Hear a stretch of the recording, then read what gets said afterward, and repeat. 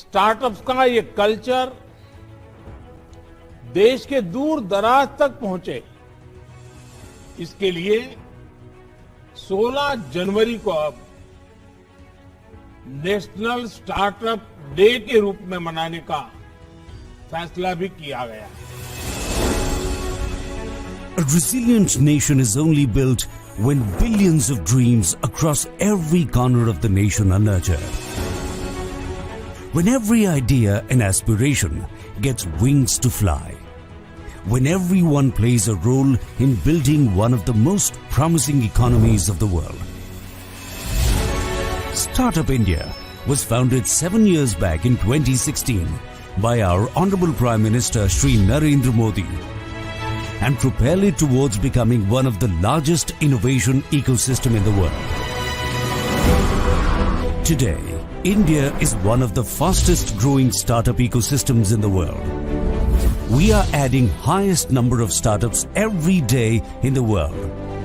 From 8 unicorns in 2016 to 108 unicorns today, we have emerged as the world's third largest unicorn nation.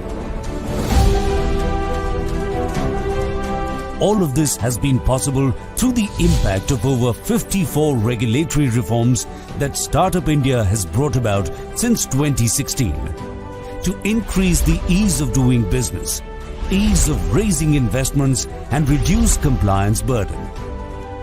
When government takes a responsibility of something, it takes proper care that it reaches every nook and corner of the country.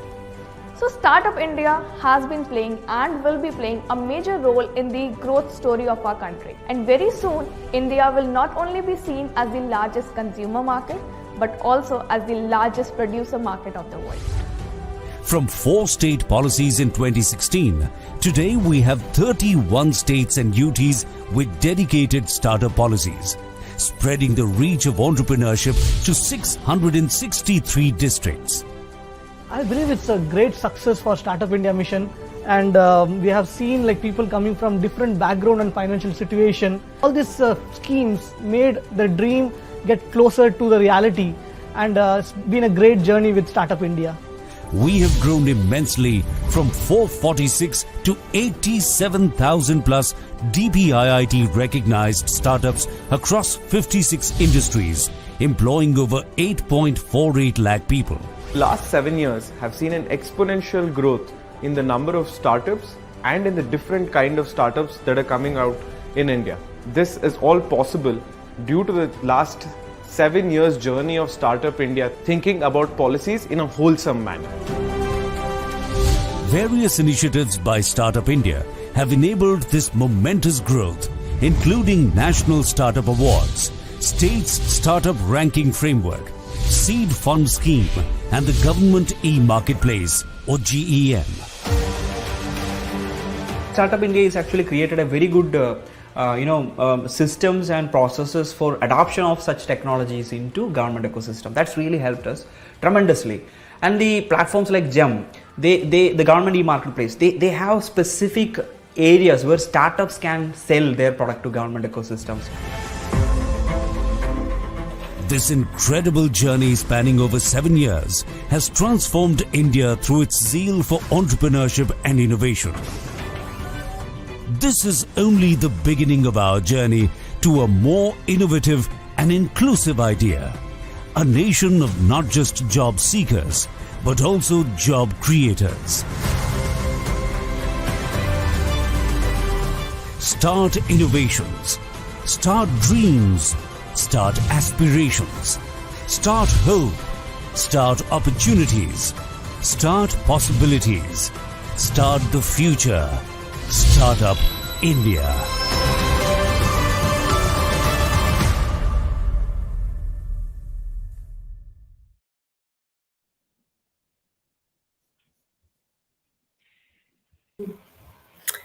And with this introduction on the journey of Startup India, I am very delighted to share with you all about this webinar today. A very good evening, everyone.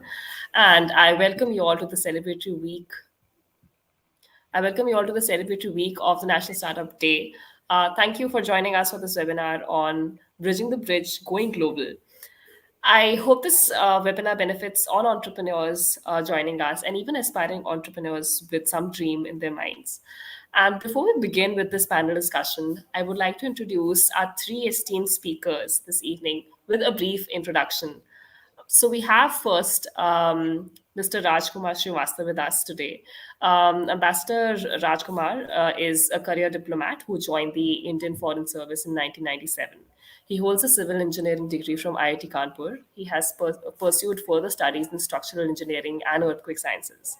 Mr. Srivastav has served in Indian embassies in Madrid, Yangon, Vienna, Brasilia, and Tokyo. While at headquarters in Delhi, he has worked in Foreign Service Institute, Americas, US and Canada Division, and Gulf Division. In his last assignment in Delhi during 2015 to 2017, he was on deputation as Joint Secretary to National Security Council Secretariat, Government of India, looking after the external security. So thank you for being with us here today.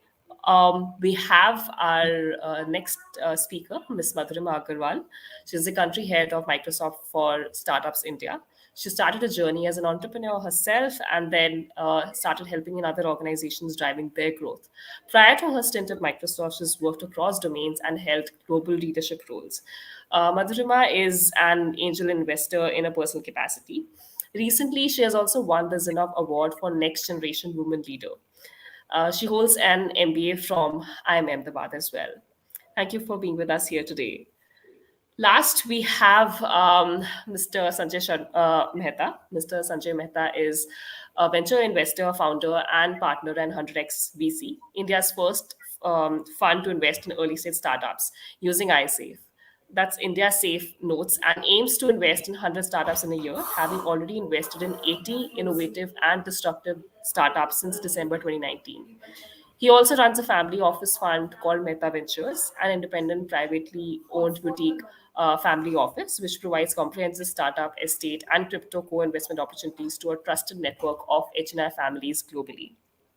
He's also had investments in over 130 plus startups across India and US. Apart from this, he's a technology evangelist and a serial entrepreneur. He's also been featured as Super Angel Investor Forbes India List of Investors 2017, Investor of the Year by Let's Venture. Dear speakers, I thank you for taking your time to be with us here today. As I read your bios, I was only impressed by the experience and wisdom you bring to the platform today. So thanks for taking your time from your busy schedules and celebrating this week with us.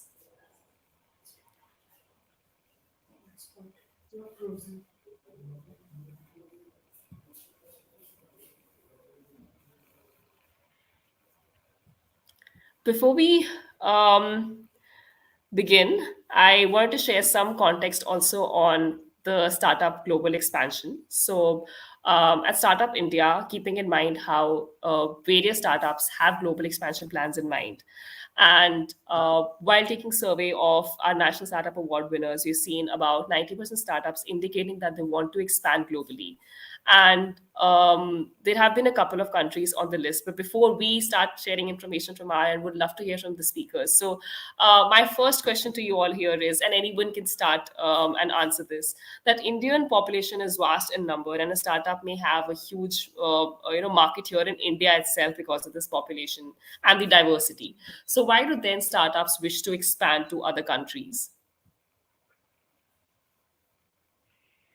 Okay. Thank you, Vinayat. I'll take this first question. As you rightly said, that India is the ecosystem which is global in itself in terms of diversity it provides, in terms of what opportunities, our scale, speed, and sensitivity, the three S's, the characteristics of Indian startup ecosystem that it provides. So I would say that, yes, startups should focus on India, develop an experience, because that experience counts a lot when you go global. So this is one point that one must be keeping in mind, that you need to have a reason to going global, and that global experience that you generate in India will be the real benchmark for you to establish as a kind of a CV for you when you go outside. But still, I think going global has importance because India is a global country. This year, we are the presidency of G20, and the motto is One World, one earth, one family, one future.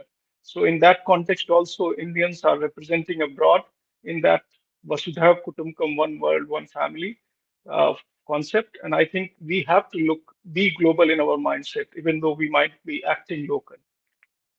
Thank you.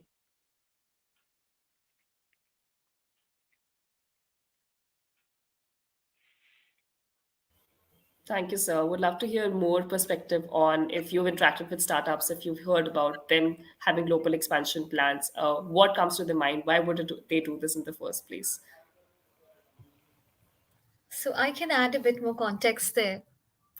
A lot of times, and as you'll see in India, startups are developing a lot of products in the tech space, and technology really has no boundaries, right? It could be sold anywhere, it could be used anywhere. And once, as Mr. Raj said, once they have tested the product in India, they found use cases in India, and there is a market out there which is looking for that solution. There's enough opportunity for them to expand by going out to those global markets, especially when it comes to technology. You will see that the bigger markets are out there in the West, just because of the amount of usage that is there. So, in those cases, it makes perfect sense, or business sense, for a startup to explore the global markets and not limit themselves to any one market.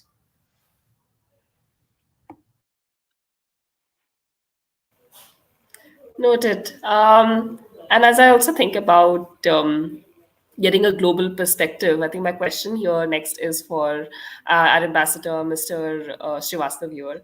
Since you've served in many countries, would like to understand what is the general perception of the Indian startup ecosystem? Have you seen any change over the years? And maybe in one of these, which of these countries may have seen the maximum Indian startup presence there?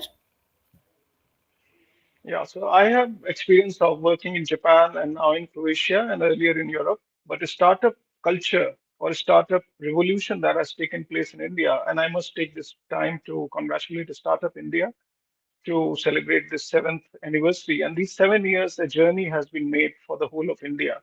And I think this is a very important program that you have done, which has become a signature brand all across the globe in terms of understanding what governments can do in creating a culture which is basically empowering people.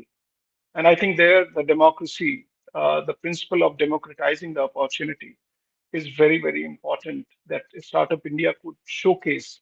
So, in that context, I would say that when from outside, when you look at a startup ecosystem in India, it looks like that a democracy can deliver. The message of Prime Minister to the UNGA is visibly can be seen when you see the startup ecosystem of India. What talent-wise, it was always known that Indians are good at mathematical skills. You talk about Ramanujan. We are sometimes they use the word that you are some kind of a consciousness connection that you find out the answers without actually solving them. So the talent-wise, there was always a knowledge about that Indians are good and that we have done so well in the Western countries, US, Europe, that was known. But what we have done as a country in terms of democratizing that opportunity to every person, uh, giving them the digital highway, not only the physical highway, but digital highway, and then incubating, giving them the capital, giving them the opportunity. I think this is one thing that is now distinguishing Indian startup ecosystem with the rest of the world when outside world looks at this ecosystem. That's wonderful to hear that. And I think a few days back, I was having a personal discussion with some foreign delegation, and we were discussing of how many Indian origin CEOs are there. And of course, that used to be for multinational corporations, but now it's also coming for many startups. So also resonate with the fact that how the penetration has gone into tier two, tier three cities, and for a lot of such cities which we were not hearing much from before as compared to metro cities. So we've seen that at a global, at a domestic level, but also good to get a global perspective on it. My next question is actually to Mr. Mehta. And sir, you've been involved with investing in startups. You've seen the journey from the start till the scaling, different parts of it, and with innumerable number of startups. Have you witnessed investments influencing the scale up journey of startups? And also, do foreign investments influence expansion to particular countries? Absolutely, Inayat. I mean, let me just step back on your earlier questions and add a story here. Uh, if you look into any of the startups which has become large, they started with a mission firsthand with a mindset of solving global problem. So for example, if you look into Google, I mean, they started with a story of saying that we'll organize world's information. If you look into shoe company like Nike, the Nike said that they will inspire in innovation for every athlete in the world.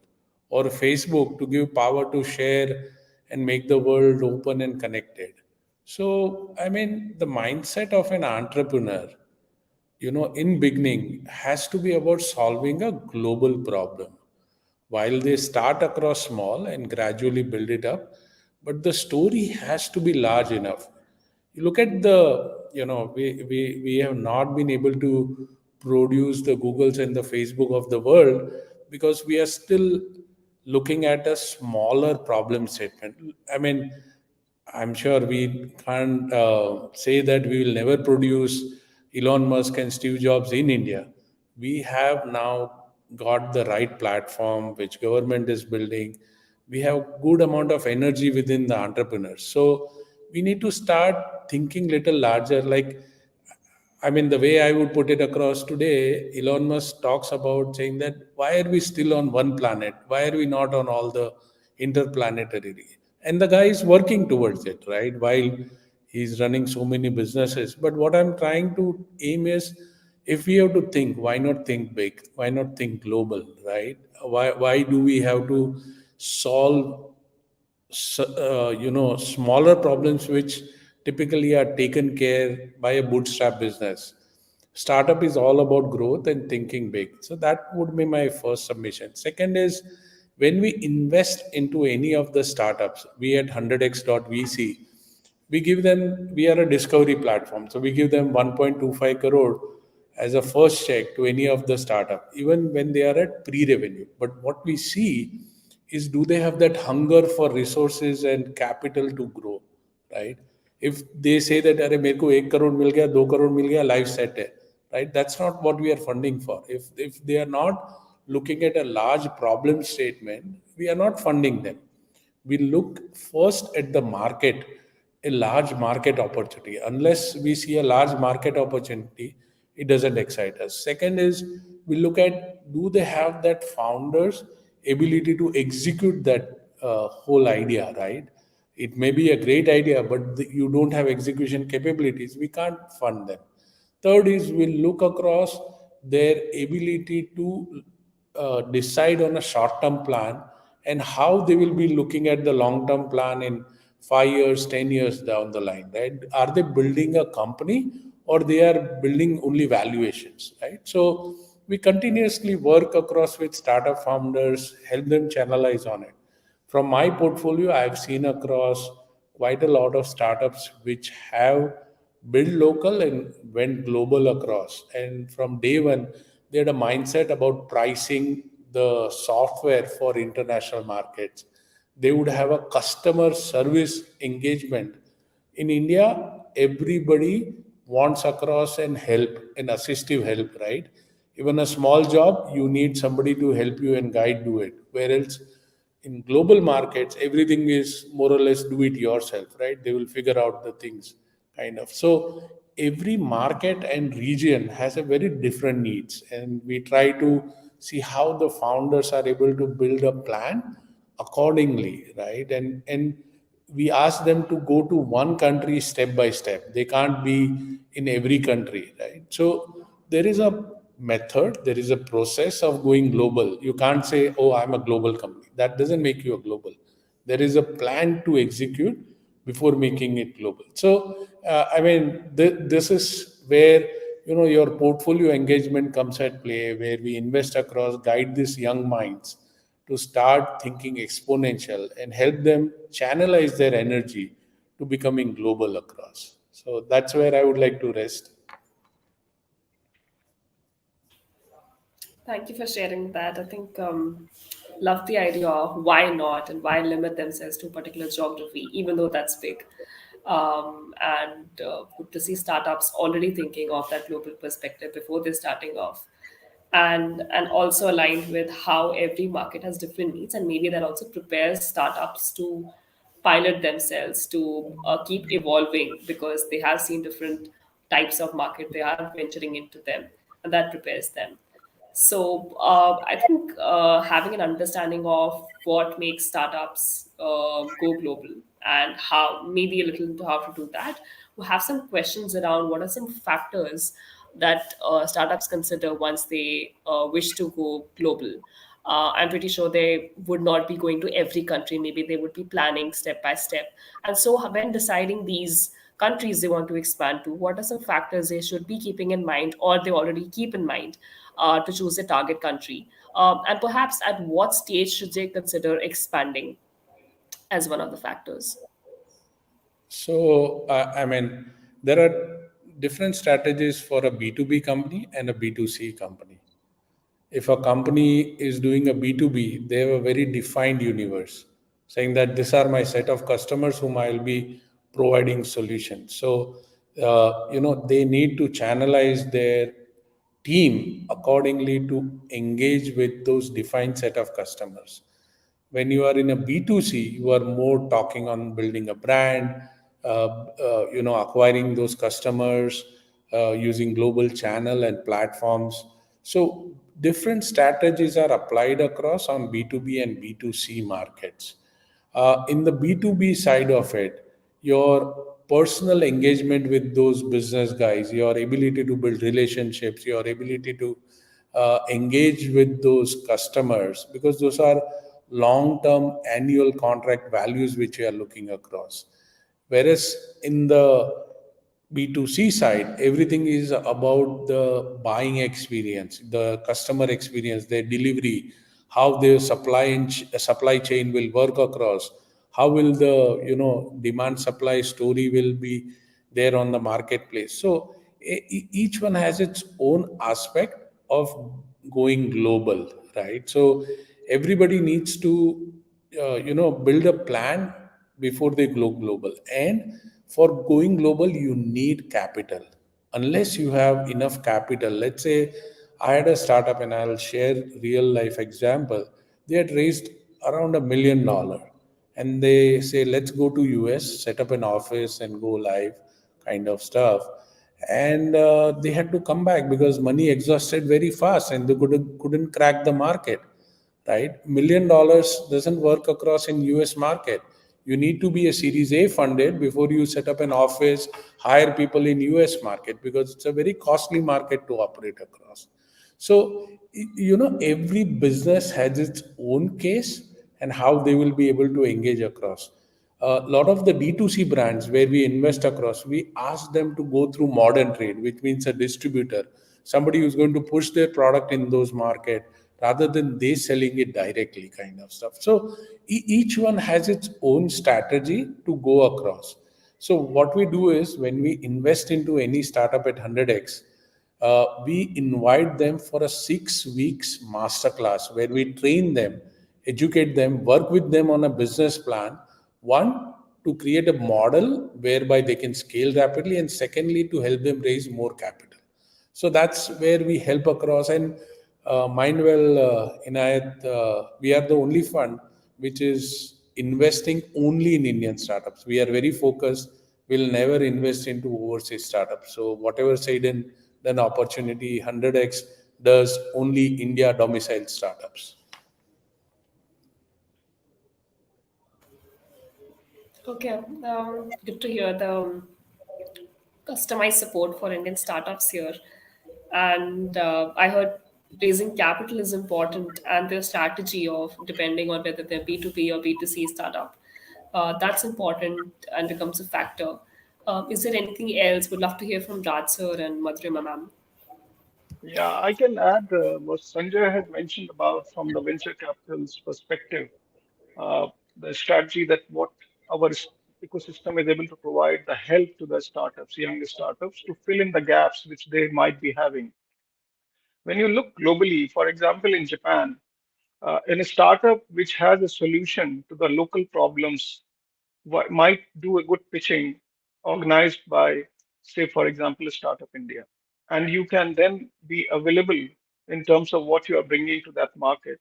So I had very good successful stories in Japan in 2018 when we launched the India-Japan Digital Partnership. NASCOM started initially as a pilot case, some sessions of pitching, and then it became so regular that every 3 months there is a desire from Japanese investors to have Indian startup pitching session. And this has become a regular feature now in India-Japan relationship. So what I mean to say that while what Sanjay said is right, that you need to have funding, but actually some of these countries can be very good funding source if you have the technological or idea solution. So what you need to study is, for example, Japan has the issue of demography. Now, if you can provide solutions either on the idea side in terms of human resources or on the technology side, for example, robotics, there can be very good takers in terms of investing into those startups and making their journey going global much easier. So that is one of the things that we do as embassies in cooperation with agencies like NASCOM or Startup India, and even some private incubators. And I think this is very important because this connection of the idea to the fusion can only happen if we find the path. Now, listening to Sanjay and thinking about, I was just thinking that there may be a good gist of what a startup need to have to think about going global. There are 5 E's. So I will just summarize these very quickly. Energy. When a outside audience looks at Indian startup in a pitching session, they want to see the energy because India's average age of 1.4 billion people today is less than 30 years. They want to see that energy. If that energy is missing, they would see that this particular startup doesn't fit into their image of India. So energy is very important. What you are saying in what level of energy. That also means what level of expertise you're bringing. The second D, skills. India is going to be, if not already, the skill capital of the world. And I think that skills should be highlighted, that what skills you are bringing to the table, which is already not there in the local market. Third E, I would say engineering. I'm engineer, so I'm not using engineer from the profession point of view, but from the skill point of view. Engineering means that you should have problem solving mindset. And that mindset should come out in your idea that you are pitching for. So that third is engineering. Fourth is entrepreneurship. Do you have a business sense of providing a value to your audience and in lieu providing a mutual synergetical increase of value between the two sides who are going to partner in this venture? So entrepreneurship is the fourth E. And the last one, which is most important, experience, because nobody is going to take a guinea pig and allow that to experiment globally. So you need to bring that experience that you have already scaled it up in India. And there I must highlight the experience of failure is more important than the experience of success. Because with failure you learn, with success you sometimes forget what you have learned. So these 5 E's should be a good recipe to consider before you think that whether you are worth going global right now. Thank you. In fact, I would like to add, Raj, this is my personal experience. One of my B2B startups in analytics, ended up getting some leads from Japan. And fortunately, unfortunately, the guys quoted them high, assuming that negotiate hoega like India. Japanese don't negotiate, right? Either Yes. they do it or they walk out. Like, so this is like the cultural learning, right? Which most of the founders would not have. How Japanese behave very differently, right? Yes. And their modus operandi is much different than possibly one you are selling across in US or Europe. So every country has its own nuances, the way people engage and work across, right? So I mean, founders have a learning curve, and as you mentioned, experience is so much important, so much important. So I'd Yeah, like since to you add, mentioned about, sorry. I just want to, sorry, Madhurima, because Sanjay has mentioned about Japan, and I thought this is the right time to mention a cultural trait about a country which is so much in deep strategic partnership with India. I would say that India-Japan partnership is something that will never be broken, whatever be the geopolitics.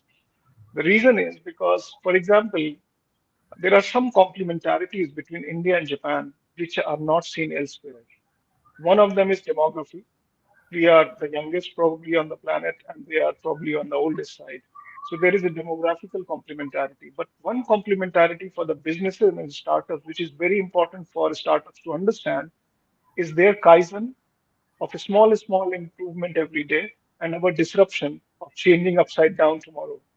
I think this is a complementarity which allows the boardrooms of the companies to bring the talent of two different sides. And I think that's very importantly understood by Japanese investors that if I bring an investor or like a startup disruptor from India to their boardroom, they might actually move faster. But for us, it is important to learn from them the discipline because there is no better way to learn discipline than working with Japanese colleagues. So I think India-Japan partnership can be a very complementary partnership. It's already happening. On the last count that I heard was 250 startups from India have already been invested heavily by Japanese big companies. Thank you. So we spoke about a lot of things that startups need to keep in mind, capital and the 5 E's and stuff. But I think today we are missing talking about a very important model. That's the SaaS model, where to be global, you don't really need to go global, right? You can sit in India and sell your products to the world.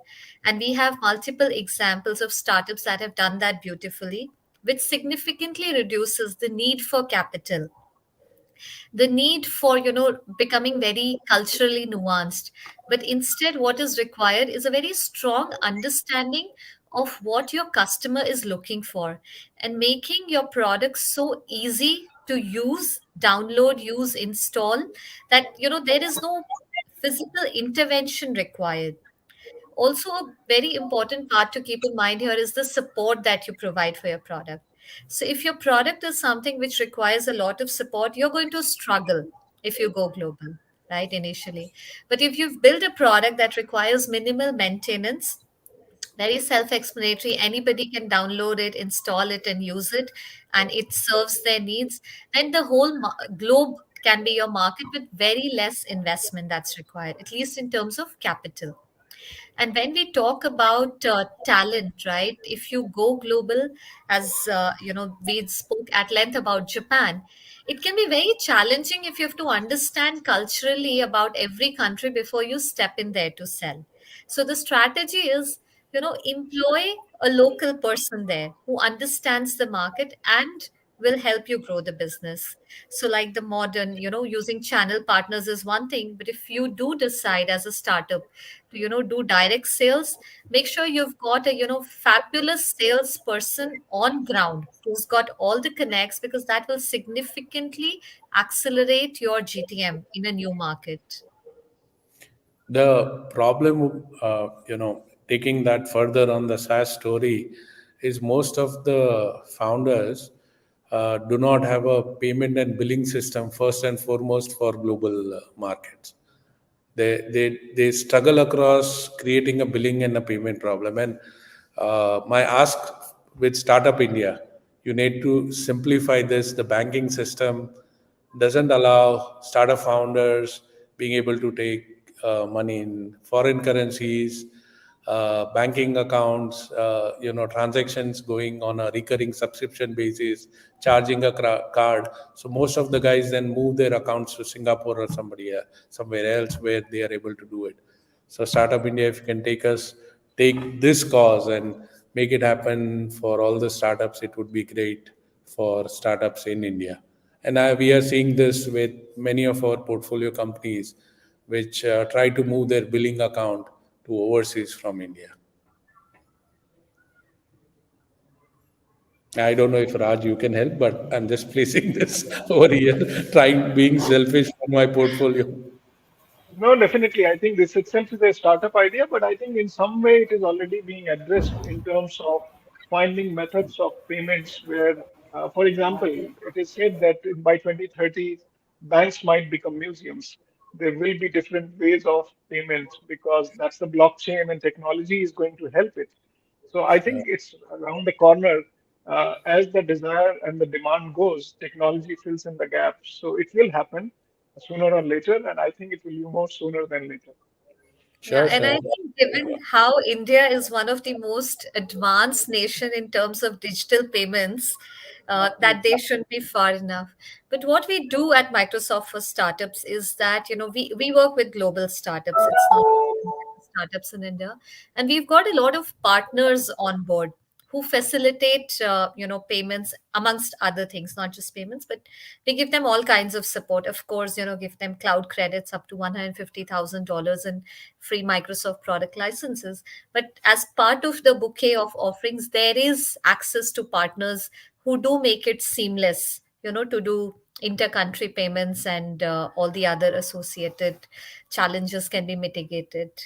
So there are solutions. We just need to make them more available to all startups. Absolutely, Madhurima. Microsoft has been a great partner, a lot of the startup.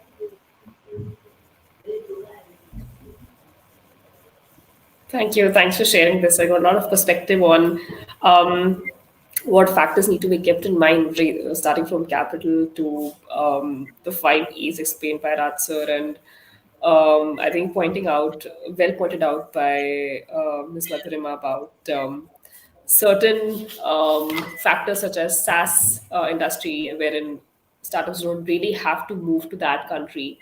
And those can be good industries to look at when we're talking about global expansion, and take a note of the ask on transactions, how those could be made easy for startups if they wish to expand. So well See, noted on that. I mean, yeah, every startup has a solution like PayPal. Hai, they will get the Yeah. money in PayPal, but it's not.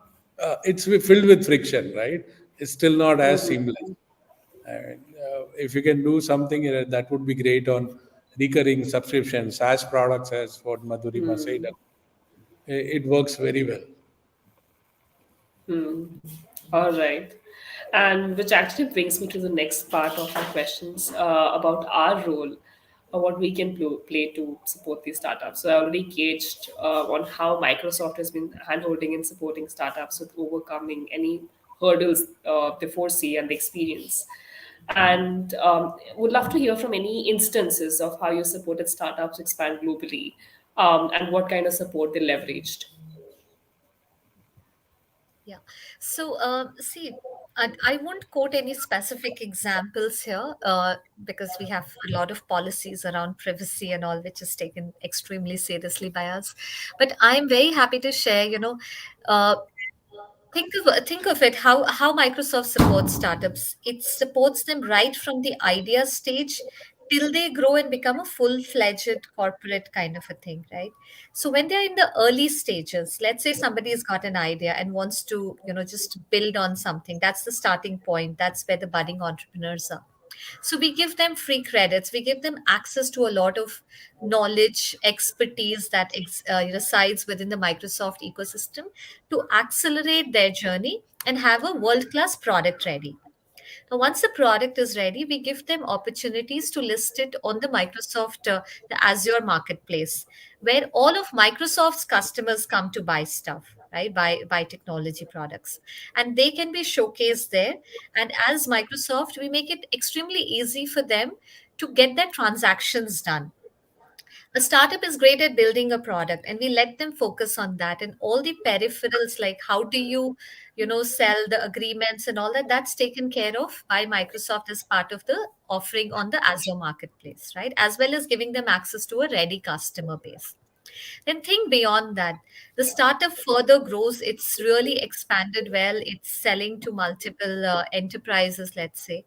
Then they also have an opportunity to do joint GTM with Microsoft, where Microsoft actually assigns a seller who will be selling the startup's products to Microsoft customers. And that's a huge thing to happen for a startup, right? To get the whole machinery, the whole power of a company like Microsoft behind, them to help them sell is something that is very aspirational.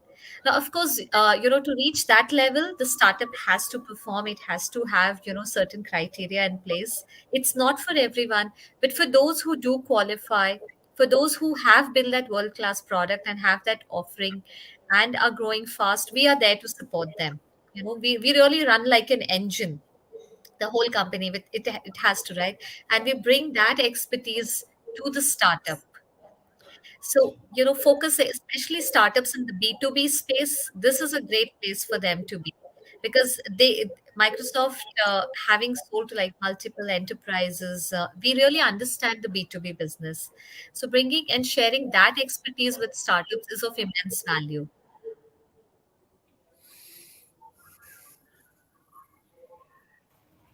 Noted. And I think working at Startup India, we do look at a lot of such corporate partnerships because there are such ventures being run by many corporates like Microsoft. And what we try to do is bridge this gap between the corporate and the startups. So enabling and facilitating that connection so that they can secure this customized and individualized support. So thanks for sharing that. And I think I have a few questions towards the end, but would love to also get some questions from the audience. And so if you're listening, audience, would love for you also to share some questions that you may have. We'll take them towards the last 10 minutes of the webinar. I also want to understand that we're talking about India expanding globally, but what about in this context? How does India compare as a destination for target audience? That is vice versa about startups from other countries expanding to India. Have we come across any conversations or any startups willing to expand to India, and what makes them come here? Just wanted to get a perspective on that as well. So I can share a recent example where there was a global investors meet that was held in Bangalore, and the number of foreign startups and foreign delegations that had come, and not just for this one event, but routinely we see a lot of foreign delegations that come to India because they want their startups to enter the Indian market. And we receive a lot of requests also from startups that, how can in fact, I was speaking at a breakfast meeting that was organized by the Australian embassy for this specific reason, because there are a lot of Australian startups which wanted to enter and win in the Indian market. So one of the obvious things, right, it's that makes India very attractive for startups is the market size. Right, the population of India, it just it's a global market in itself if you look sometimes, in terms of the offerings of a startup. Plus, I think the proactiveness of the governments, as we saw in the initial video, right? The central government, the state government, Startup India, and all such initiatives, the brand of India that has been built in the startup space is that of a very friendly nation. We see that, even the audience in India, the consumers, they're very open to experimenting, and that makes it a huge draw, in my opinion, for these startups to come to India, because they have a ready market. They have a target segment which is willing to experiment. And of course, given that the costs for operating in India is significantly less compared to a lot of other markets, it becomes a great place for them to come and set up shop. Let me give the other side of it. While Madhurima gave all the positives about it, let me give another side of it. First and foremost, Indian consumers don't like to pay.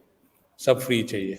So any software product, even if it's B2B, in the SMB level, the businesses can't make money selling software. It's not happening. Most of the guys are in the enterprise space, and it's very difficult to crack. In fact, Indians are so good at negotiating. Even the global software guys, they give the best pricing possibly to Indian enterprises, right? So it's tough to crack the Indian market, while a lot of the global players but in enterprise space are operating in India. But SMB space, even in the startups, like, lot of those Khata books and Dukans of the world, they have to pivot across because no SMB is ready to pay. So Indian SMB market, not happening kind of stuff. And that's a truth and reality kind of stuff. Secondly, when a global player makes money here, our depreciation takes away a lot of their percentage. the dollar pricing, because they will price across and they will have to repatriate the money at end of the year or take across, the dollar hit, the currency fluctuation hits badly. While it works very reverse and favorable for an Indian startup getting money in dollars, right? Because if the money what they would be earning, they would be getting a better realization in rupee. So I mean, let's not get over there. But yes, the market is growing. We have an opportunity over there. So let's build a global story with Indian startups. Yes, I think well noted about some challenges also some startups will face, or some favorable conditions, especially due to the purchasing power parity and how that could be different in different countries. And that could be a big factor and deciding factor for startups. Yeah, no, We even have, I'd also if, like to add one more positive, which is a huge draw, and why we see not just a lot of startups, but a lot of MNCs come to India. It is because of the talent that we have available, and that's being an based. India development. It's a job creation. Madhurima, that's not business where they are getting customers. You are creating IDCs just to get people to work. I mean, yes, it's great to have employment in India, but that's not where global startups are coming to India. Anyways, the point here, another for Startup India, I mean, I'm going to ask my, be selfish across if you guys can help, is a lot of the startups are creating their startup into Delaware or Singapore or those places where global investors find it comfortable to invest into their startups, taking money out. While we are having the gift city, can we have the gift city kind of setup for startups, right? We are having a gift city for investors where I'm going to set up a fund in gift city. It works like how it used to do in Mauritius. Can we have a similar kind of concept for startups to get registered in gift city, right? Where it's easy for global investors to bring in money and take it out, right? It would be a great opportunity to create Delaware kind of equivalent in India. One more ask. Yes, and the team has actually been working on creating a smart city like this, especially for startups. So actually, the examples you've given have been considered, and we'll see how we'll be going about this. But again, point noted about the second ask as well. We have one question from the audience, and I would like to surface that one. So this question is actually for Mr. Sanjay, because you mentioned about the global problem solving. With the strong relationship between India and UK, it's a great opportunity to partner with incubators in UK with access to funding. Would like to hear your ideas on this, or maybe not just with incubators, but with other stakeholders in UK. How does India see, or Indian startups see UK as a destination for expansion? I wouldn't see UK itself as a big market, but UK can be a good conduit to the Europe market. So if you have an opportunity to service Europe as a market, then there is a worthwhile to get into the UK stuff or any other European countries. But just UK as a market is very limited. I wouldn't see that as a great starting point. But yes, if it's a Europe story, then yes, definitely. And uh, you know, the way I would see across is today also the consumption story in US is the by far the biggest draw for any startup to make it successful. In the way you'll be able to get access to the capital, and it's just that it makes much more sense to target US as a first market. And if you are able to crack that, nothing like it. I have a couple of portfolios which has been able to, using Singapore as a base, they've been able to crack the South Asian SEA market, South Eastern market, where they are able to have customers in Malaysia, Jakarta, Indonesia kind of stuff. So they are able to service those markets kind of stuff. Another market which I believe is very small is Middle East, but they have come out. Government over there has come out with a lot of the freebies which will make it attractive to set up some office in Abu Dhabi and get the employee salaries getting paid by the Abu Dhabi government. So there are a couple of schemes. You need to study well, align your business plan, and then take it up. Kind of. I mean, it's not like a silver bullet for everyone to go global. So please plan and then execute, kind of stuff. So unless you have a clear direction how you will be able to, work into those geographies, don't just do a global expansion without understanding.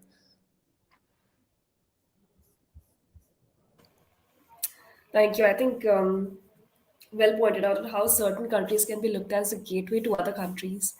Um, and even as per our surveys, we've been able to see certain countries like US, UK, Dubai, Singapore top among the lists where they want to expand. Uh, can you repeat the question?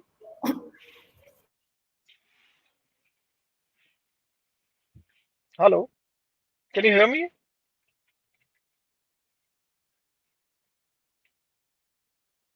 Yeah, we can hear you, Raj. Inayat Yeah. was basically commenting. She wasn't asking a question. She was just summarizing on Okay. what was said Sorry. earlier. Okay. Yeah.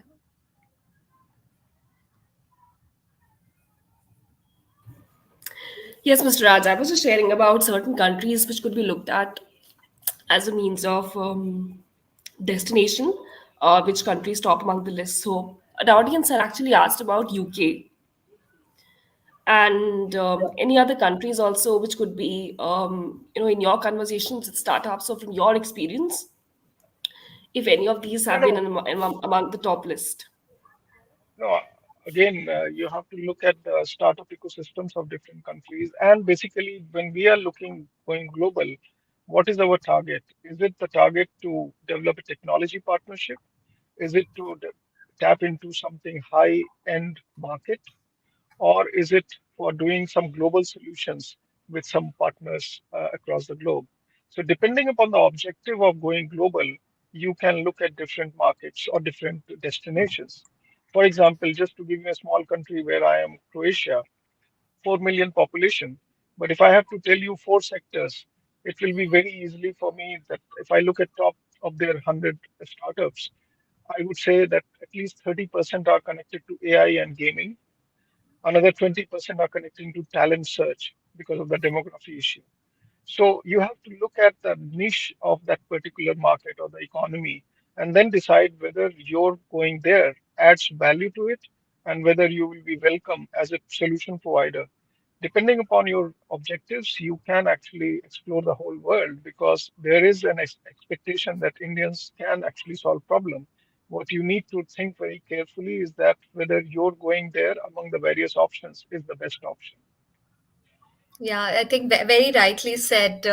It's a very important decision in a startup's life, if they should expand and go global.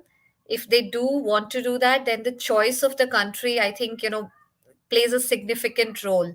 Understanding the market, doing their market research, what it takes to succeed in a particular country, what's the demand, what are the challenges that they would face once they go, the regulatory environment, how it would work in their favor, or if there are something that might crop up. So a long list of stuff. And as Sanjay said, that any startup has to be very mindful before they take this step.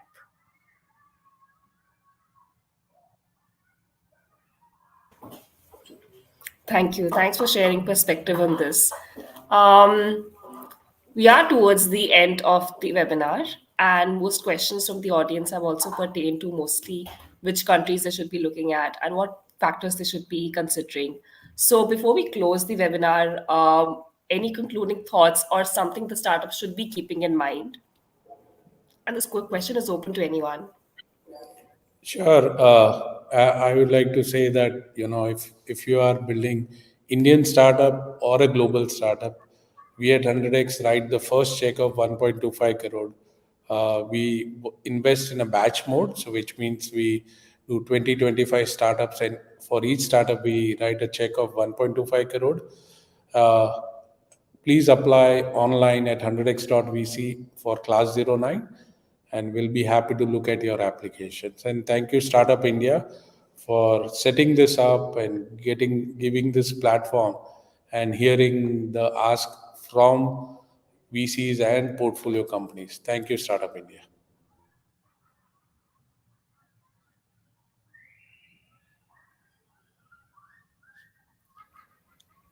Thank you, and would echo this gratitude actually for not just being here with us today, but actually providing this opportunity for startups, hand-holding them. I think even at Startup India, we keep looking out for such key stakeholders we can work with to support the 86,000 plus startups in India currently.